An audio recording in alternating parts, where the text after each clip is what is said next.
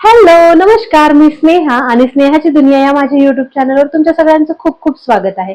आजचा भाग खूप विशेष असणार आहे, कारण आपल्यासोबत आहे एक स्पेशल पाहुणी। ही स्पेशल पाहुणी आहे द क्राफ्ट वाली रसिका। महाराष्ट्रीयन पारंपरिक ज्वेलरी बनवते, खूप सुंदर, जसं की असेल तन्मणी, महाराष्ट्रीयन नथ, कर्णफूल, या सगळ्या गोष्टी स्वतः बनवते आणि स्वतःचा व्यवसाय ती चालवते। तर ह्या सगळ्या गोष्टी, तिच्या व्यवसायाबद्दल, तिने हे करिअर कसं स्टार्ट केलं, या व्यतिरिक्त आणखी काय करते, ह्या सगळ्या गोष्टी आपण आपल्या ह्या व्हिडिओमध्ये जाणून घेणार आहोत। म्हणून मंडळी, व्हिडिओ शेवटपर्यंत बघा, नक्कीच तुम्हाला यामध्ये खूप मदत होईल। आणि जर तुम्हाला या व्यवसायामध्ये काही पुढे करायचं असेल करिअर, तुम्हाला हा व्हिडिओ नक्की पहा, म्हणजे यामधून तुम्हाला रसिकाकडून मार्गदर्शन मिळेल। तर चला आपला व्हिडिओ स्टार्ट करूया आणि भेटूया आपल्या पाहुणीला। मंडळी, ही आहे आपली ती पाहुणी, द क्राफ्ट वाली रसिका।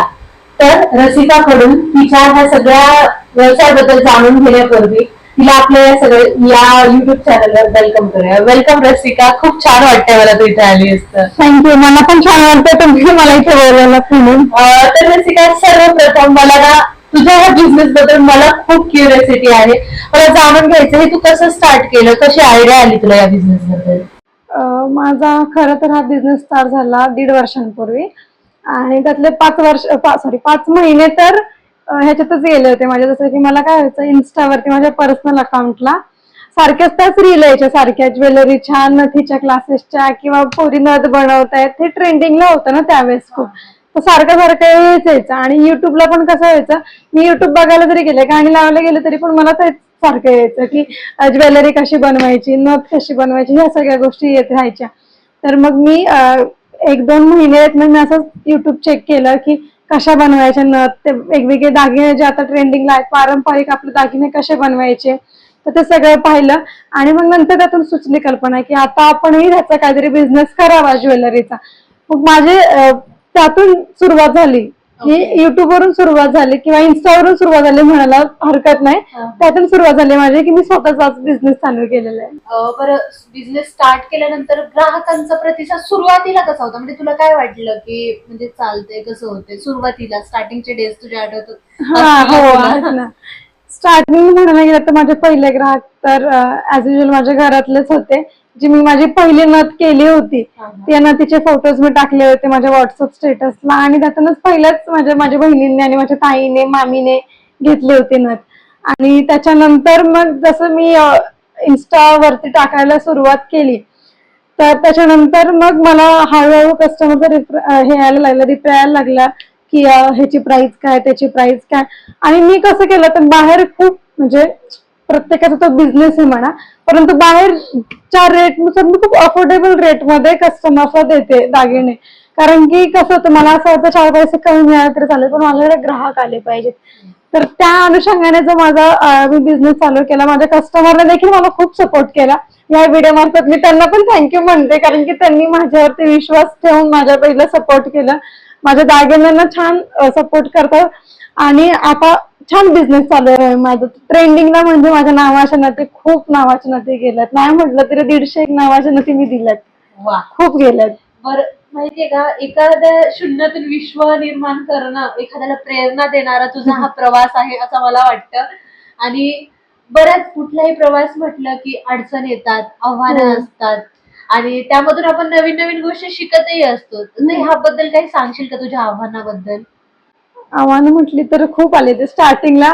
जेव्हा मी स्टार्ट केलं ना, तेव्हा मी माझ्या आईकडून पैसे घेतले होते आणि बघ मी सामान आणलं, आधी व्हिडिओज वगैरे बघितले, त्यानुसार सगळी लिस्ट काढली, मग मी सामान घेऊन आले। आणि सामान जेव्हा मी घेऊन आले, तेव्हा माझी पहिलीच नथ होती, आणि त्या पहिल्याच नथीवरती मी जवळजवळ 5 दिवस काम करत होते, कारण की जमतच नव्हती कशी करायची। ती नथ सुद्धा इथे आहे, त्याच्यामध्ये रॅपिंगही मला जमत नव्हतं स्टार्टिंगला, कसं करायचं। मग परत टेक्निक पाहिल्या की कशी करायची, त्याचं मनी कुठे आले पाहिजेत, गोल्डन मनी कुठे आले पाहिजेत, हे सगळं बघत बघत बघत पहिली नथ केली, ती एवढी मोठी झाली, म्हटलं एवढी मोठी नथ घालणार कोण। मग परत ते सगळं काढून परत छोटा नथ केला, आणि त्याच नथी माझ्या चार गेल्या स्टार्टिंगला, पहिली नथ होती ती माझी। बरं रसिकाचा, तुम्ही हा प्रवास पाहताय, तिचा असा एकदम असा काय म्हणतात ना, जर्नी खूप छान अशी चालली आहे। तर रसिका, ही जर्नी चालू असताना तुझं जे एक म्हणजे जर असतं कुठला पण बिझनेस म्हटला तर लोकांचं जे लागतं, मॅन फोर्स लागते कामासाठी, तर ह्याच्यामध्ये तुला कोण मदत करतं, बाकीच्या सगळ्या गोष्टी कशा होत असतात, काही सांगशील? माझं कसं होतं, मी ऑफिसला जाते, मी जॉब पण करते आणि तिथून आल्यानंतर ना मग काही ऑर्डर्स असतील तर त्या मी स्वतः ऑर्डर्स करते. आत्ता माझी बहीण पण मला मदत करायला लागलेली आहे. पण मॅन्युफॅक्चरिंग म्हणा किंवा जे प्रोडक्ट तयार करणं आहे ते सगळं मीच करते. पण त्याच्या मागची जी मेहनत आहे, खरी मेहनत म्हणजे लोकांपर्यंत प्रोडक्ट पोहोचवणं आणि त्याची फोटोग्राफी. तर फोटोग्राफीला माझी बहीण मला खूप सपोर्ट करते, जी मला अजिबात जमत नाही. माझी बहीण छान फोटो काढते आणि ती सगळं मग ती मला एडिट वगैरे करून देते. कधी कधी की ती रील अशी कर, फोटो असं एडिट कर. आणि मग लोकांना कसं होतं की फोटो दिसला, चांगला दिसला की लोक बरोबर आपल्याकडे येतात विचारायला. तर माझी बहीण मला शिकवते. आणि मार्केटिंग म्हटलं तर मार्केटिंग पर्सन म्हणजे असे पेड पर्सन कोण असतात माझ्या घरातलेच आहेत. माझी मम्मी, माझी बहीण, माझ्या मावश्या, माझ्या बहिणी ज्या आहेत ना त्या खूप मार्केटिंग करतात. माझ्या मुंबईच्या बहिणी तर म्हणजे माझ्या मावशीच्या पोरी एवढं सपोर्टिव्ह येतात, त्या नेहमी मला मदत करतात. तर त्यांच्या मैत्रिणींना पण सांगतात की आमची रसिका असं असं करते, हिच्याकडून घे. माझी मम्मी तिच्या कामावरच्यांना सांगते की माझी मुलगी असं असं करते. माझ्या घरातले खूप सपोर्ट करतात मला. म्हणून मला असं कोणीतरी किंवा असं इन्स्टावरती म्हणा किंवा असं कोणाला माझं पेज द्यावं हँडल करायला की बाबा तू घे आणि मला पेजवरती कस्टमर्स आणून दे, असं करायची कधीच वेळ आली नाही, आजपर्यंत वेळ आलेली नाही. म्हणजे सगळं हे माउथ पब्लिसिटीने आणि रेफरन्सने चाललेलं आहे. हो. तर रसिका, तुझ्या कुठल्या ज्वेलरी जास्त म्हणजे विकल्या गेल्यात किंवा कस्टमरचा खूप चांगला म्हणजे आहे त्याला रिस्पॉन्स असं वाटतंय तुला, सांगशील का?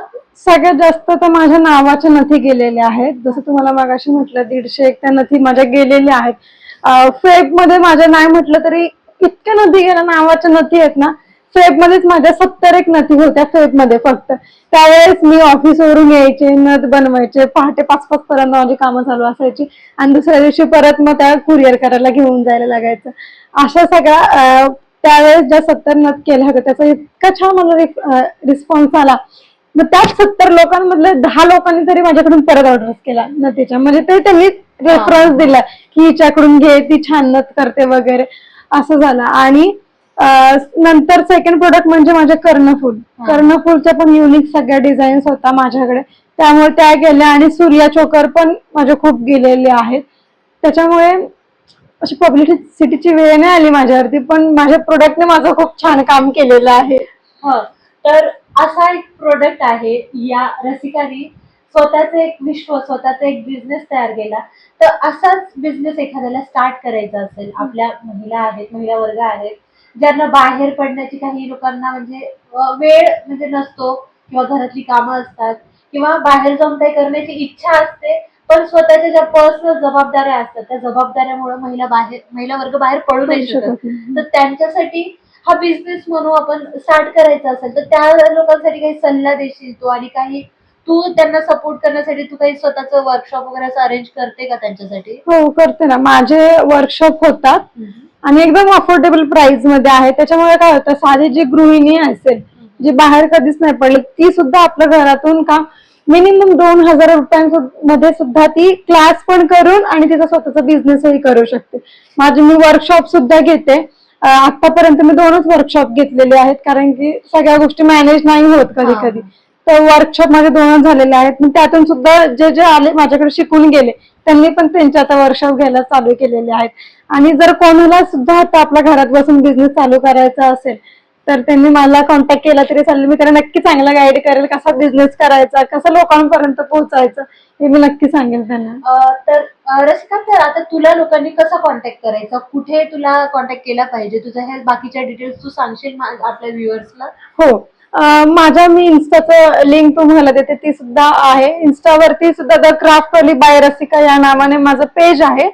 त्या पेजला जरी तुम्ही फॉलो करून मला किंवा मेसेज जरी केला तरी चालेल. आणि मी माझा नंबर तर तुम्हाला देईलच. मॅम कडून तुम्ही नंबर घ्या, जेणेकरून म्हणजे तुम्ही इन्स्टावर नाही, कोण जर इन्स्टा यूज असेल करत, ऍटलीस्ट युट्यूब मार्फत तरी माझ्यापर्यंत पोहोचेल आणि ते त्यांचा बिझनेस चालू करू शकतील. तर ग्राहकांसाठी म्हणजे जे महिला वर्ग आहे त्यांच्यासाठी ही सुवर्ण संधी म्हणू शकतो, स्वतःचं काहीतरी अस्तित्व निर्माण करण्यासाठी.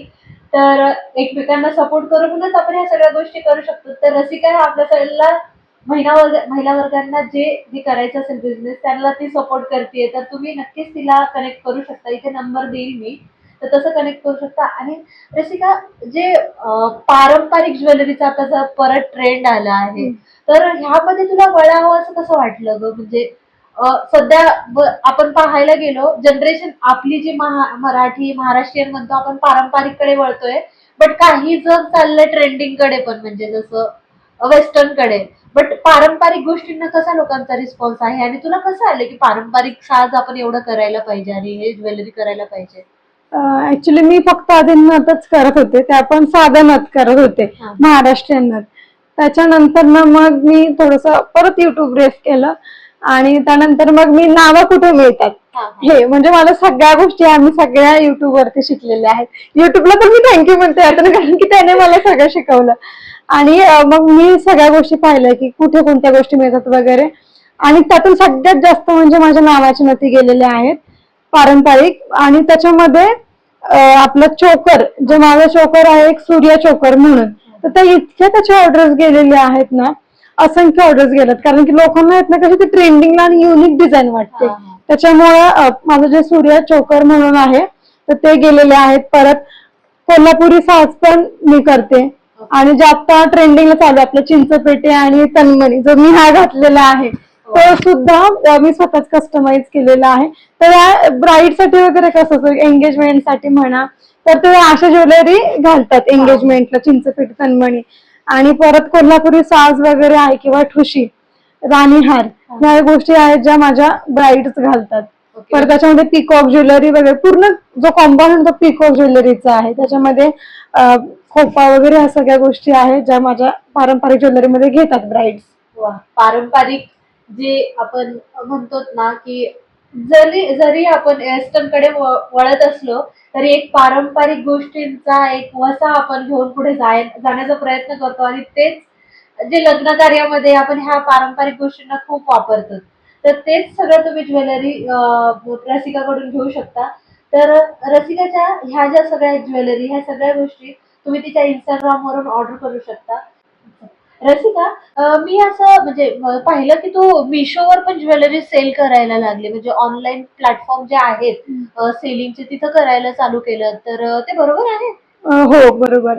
ऍक्च्युली आता कसं होतं, स्मॉल स्केल साठी लोकांपर्यंत पोहोचणं खूप इम्पॉर्टंट आहे. त्याच्यामुळे मग मी मला मिशोचं सुद्धा माझ्या आधीपासून डोक्यात होतं, पण माझ्या जिजूंनी मला थोडंसं गायडन्स केलं की तू इथे टाकत जा. मग त्यांनी मला सांगितलं की तू मिशो वरती कर म्हणून.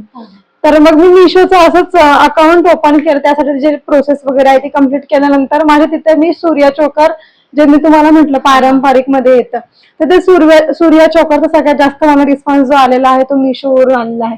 मिशो मध्ये खूप ट्रेंडिंगला सगळ्या ज्वेलरी आहेत, पण लोकांनी माझ्यात ना विदिन म्हणजे एका आठवड्याच्या आत माझ्या मिशोवरतून सूर्य चोकरच्या फक्त 3 ऑर्डर गेल्या होत्या. कारण की आपलं कसं होतं, मिशो टाकल्यानंतर आपलं अकाउंट ग्रो व्हायलाच टाइम लागतो, परंतु ग्राहकांमुळे ना माझा जे काही सूर्य चोकरचा जो प्रोडक्ट आहे मिशोवरून तो आता सगळ्यात जास्त ट्रेंडिंगला आहे. तर मंडळी, तुम्हाला जर स्वतःचा बिझनेस आणि स्वतःचं काहीतरी अस्तित्व निर्माण करायचं असेल तर हा व्हिडिओ तुमच्यासाठीच आहे. आणि बाकीच्या ज्या डिटेल्स आहे मी डिस्क्रिप्शन मध्ये देते. रसिका, मला खूप छान वाटतं तू इथे आलीस. आपल्या व्ह्युअर्सला एक स्वतःचं अस्तित्व निर्माण कसं करायचं आणि तुझ्या जे जर्नी होती ती एक प्रेरणादायी आहे. तर थँक्यू सो मच तू इथे आलीस. मला खूप छान वाटतंय तुझ्याशी बोलून. मला सुद्धा खूप आनंद होतोय की मला तुम्ही इथे बोलावलात. मी माझ्या ज्या काही गोष्टी आहेत बिझनेस बद्दल म्हणा, त्या तुम्हाला इथे सगळ्यांना तुमच्या व्ह्युअर्सला सांगितलं. खूप छान वाटतंय. असंच सपोर्ट करत पुढे सगळे जाऊयात. चला मंडळी, तर आज मी तुम्हाला आता व्हिडिओच्या शेवटी दाखवणार आहे की रसिकाच्या वेगवेगळ्या ज्वेलरी कशा आहेत. आणि चला तर मग व्हिडिओ आज संपवण्याची इथेच वेळ झाली. चॅनलला सबस्क्राईब केलं नसेल तर सबस्क्राईब करा, लाईक करा, शेअर करा. आणि ज्यांना या बिझनेस मध्ये ग्रो करायचं आहे त्यांनी रसिकाला नक्की फॉलो करा. आणि ज्वेलरी घ्यायची असेल तरी पण तिच्याशी कॉन्टॅक्ट करा. चला, बाय बाय.